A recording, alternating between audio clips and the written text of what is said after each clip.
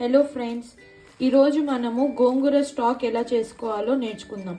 First మనము ఈ గోంగూరని స్టాక్ చేయడం వల్ల మనము ఫ్రిడ్జ్లో పెట్టుకొని ఒక 1 మంత్ వరకు వాడుకోవచ్చు అనమాట.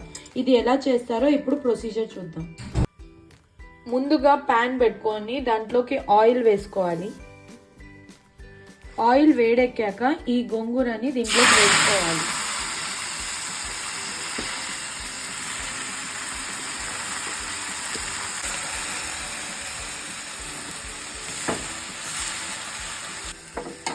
దీంట్లోకి మనము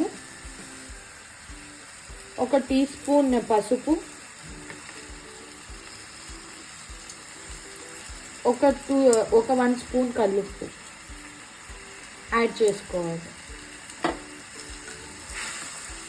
తర్వాత దీన్ని బాగా మిక్స్ చేయాలి.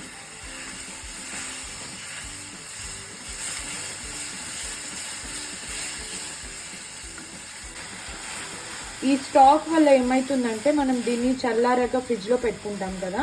సో మనకి ఎప్పుడైనా ఏమైనా ఎమర్జెన్సీ సిచ్యువేషన్స్లో అట్లా ఏమైనా వండుకోవాలన్నప్పుడు దీంతో గోంగూర పప్పు, గోంగూర చట్నీ ఇలా చేసుకునేకి యూజ్ అవుతుంది. సో ఇది అయిపోయింది ఫ్రెండ్స్. ఇప్పుడు ఏమంటే ఇది చల్లారాక మనం ఫ్రిడ్జ్లో పెట్టేసుకోవాలి, అంతే.